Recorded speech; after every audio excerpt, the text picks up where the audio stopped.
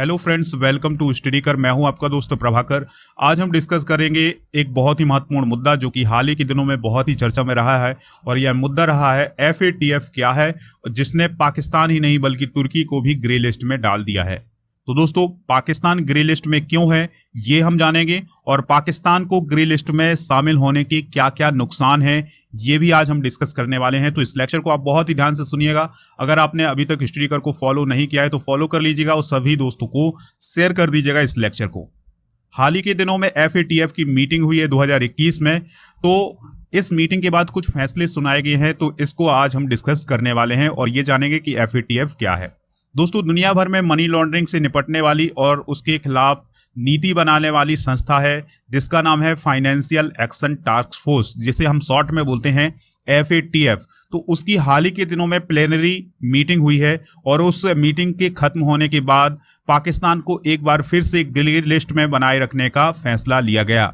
यानी उसमें यह कहा गया उस मीटिंग के बाद कि जो पाकिस्तान है वो ग्रे लिस्ट में बना रहेगा। तो दोस्तों, FATF के अध्यक्ष हैं मार्कस पिलियर। क्या नाम है उनका? मार्कस पिलियर। तो उन्होंने एक प्रेस कॉन्फ्रेंस में कहा कि पाकिस्तान को जो सुझाव दिए गए थे उनमें से काफी प्रगति हुई है और उसने 27 शर्तों में से 26 शर्तों को पूरा कर लिया है। लेकिन सबसे इंपॉर्टेंट शर्त ये थी कि उसको आतंकवादियों को जिम्मेदार ठहराना था और उन्हें सजा देनी थी। तो पाकिस्तान ने अभी तक ना तो किसी भी आतंकवादी को जिम्मेदार ठहराया है और ना ही किसी आतंकवादी को सजा दी है। तो इसलिए ये जो पाकिस्तान है इसको अभी भी ग्रे लिस्ट में रखा जाएगा, क्योंकि उसने अभी एक सबसे इंपॉर्टेंट बात को नहीं माना है कि आतंकवादियों को जिम्मेदार नहीं ठहराया है और ना ही आतंकवादियों को किसी भी प्रकार की सजा दी गई है। इसलिए जो पाकिस्तान है वो ग्रे लिस्ट में रहेगा। दोस्तों, उन्होंने कहा कि पाकिस्तान अब भी इंक्रीज मॉनिटरिंग लिस्ट में बना रहेगा, यानी इंक्रीज मॉनिटरिंग लिस्ट को ही हम ग्रे लिस्ट कहते हैं। और इसके अलावा उन्होंने बताया कि जो FATF की सूची में 3 नए और देश शामिल होंगे। वो कौन कौन से देश हैं दोस्तों? उनके नाम है जॉर्डन, माली और तुर्की। यानी जॉर्डन, माली और तुर्की जो है वो FATF की ग्रे लिस्ट में शामिल हो जाएंगे। यानी ये देश भी अब ऐसी कंडीशन में आ गए हैं कि अब ये दुनिया से अलग थलग होने की कंडीशन में आ गए हैं और ये देश ऐसे हैं कि जो कि आतंकवादियों को संरक्षण करते हैं और आतंकवादियों को पनाह देते हैं अपने देश में और कुछ उनकी मदद भी करते हैं। तो दोस्तों, FATF के बारे में आगे जाकर के और लेक्चर में हम समझेंगे, लेकिन अभी इस मीटिंग के बारे में जो भी इंपॉर्टेंट पॉइंट है उनको आप ध्यान से सुनते जाइएगा।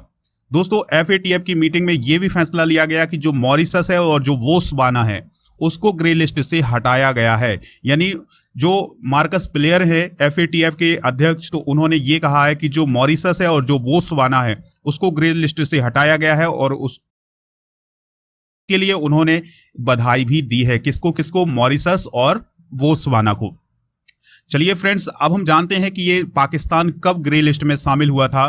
तो साल था 2018 और साल 2018 में पाकिस्तान को FATF की ग्रे लिस्ट में डाल दिया गया था। तो 18, 19, 20 और 21 में हुए रिव्यू में भी पाकिस्तान को राहत नहीं मिली है। दोस्तों, ध्यान से सुनिएगा कि जो FATF है वो एक साल में 3 बार मीटिंग करता है। यानी जो FATF है वो 3 बार रिव्यू करता है देशों को कि कौन सा देश कितना काम कर रहा है।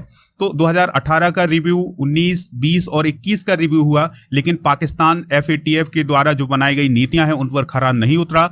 इसलिए पाकिस्तान 2018 से लेकर के अभी तक 2021 तक ग्रे लिस्ट में शामिल है। अब जब आगे चल करके 2022 में मीटिंग होगी, उसमें रिव्यू होगा, देखते हैं उसमें क्या फैसला होता है। अगर उसको राहत नहीं मिलती है तो पाकिस्तान को इसका बहुत भारी नुकसान होने वाला है।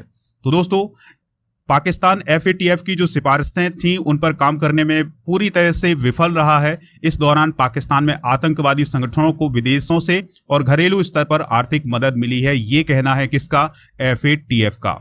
चलिए फ्रेंड्स, अब हम जान लेते हैं कि ग्रे लिस्ट से पाकिस्तान को क्या नुकसान होगा, यानी ग्रे लिस्ट में शामिल होने से पाकिस्तान को क्या क्या नुकसान हो सकते हैं।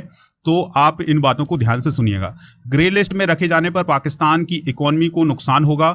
इसकी वजह से इंटरनेशनल मॉनिटरिंग फंड यानी IMF, विश्व बैंक और यूरोपीय संघ से किसी भी प्रकार की आर्थिक सहायता नहीं मिलेगी।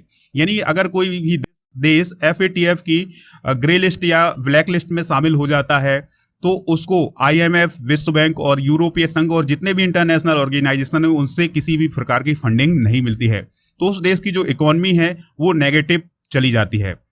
दोस्तों अब हम समझ लेते हैं कि ये FATF क्या है। हमने इसके बारे में तो बहुत चर्चा कर ली कि पाकिस्तान शामिल है इसमें, यानी ग्रे लिस्ट में शामिल है। और अब हम जानते हैं कि FATF है क्या। तो इसका काम होता है इंटरनेशनल स्तर पर मनी लॉन्ड्रिंग को कंट्रोल करना और मनी लॉन्ड्रिंग पर नियम बनाना और उसके खिलाफ काम करना। तो दोस्तों ये मनी लॉन्ड्रिंग के खिलाफ करने वाला एक संगठन है, जिसको कब बनाया गया था तो ध्यान से सुनिएगा। इसको 1989 यानी 1989 में इसको डेवलप किया गया था G7 ग्रुप के द्वारा, यानी जो G7 ग्रुप है उसके द्वारा FATF को बनाया गया था। दोस्तों इसका काम अंतरराष्ट्रीय स्तर पर मनी लॉन्ड्रिंग को रोकना है। तो आप इन सभी बातों को लगभग समझ गए होंगे और आपको ये लेक्चर भी पसंद आया होगा। तो अगर आपको ये लेक्चर पसंद आया है तो लाइक कर दीजिएगा। इसके अलावा स्टडी कर पर आप फॉलो कर लीजिएगा, खबरी ऐप पर स्टडी कर को फॉलो कर लीजिएगा। वहां पर आपको मॉडर्न इंडियन हिस्ट्री का ऑडियो कोर्स मिल जाएगा मेरा, तो वो भी बहुत ही कम कीमत पर है। तो दोस्तों आप उसको परचेज कर लीजिएगा। राजा गुप्ता को अनअकैडमी पर फॉलो कर लीजिएगा, वहां पर आपको उनकी स्पेशल क्लासेस मिल जाएंगी, लाइव क्लासेस मिल जाएंगी। अगर आपको इस लेक्चर का PDF प्राप्त करना है या किसी भी प्रकार का PDF प्राप्त करना है स्टडी से रिलेटेड, तो आप हमारे टेलीग्राम चैनल को ज्वाइन कर सकते हैं, जिसका लिंक आपको डिस्क्रिप्शन बॉक्स में मिल जाएगा। चलिए फ्रेंड्स, मिलते हैं नेक्स्ट लेक्चर में। जय हिंद, वंदे मातरम।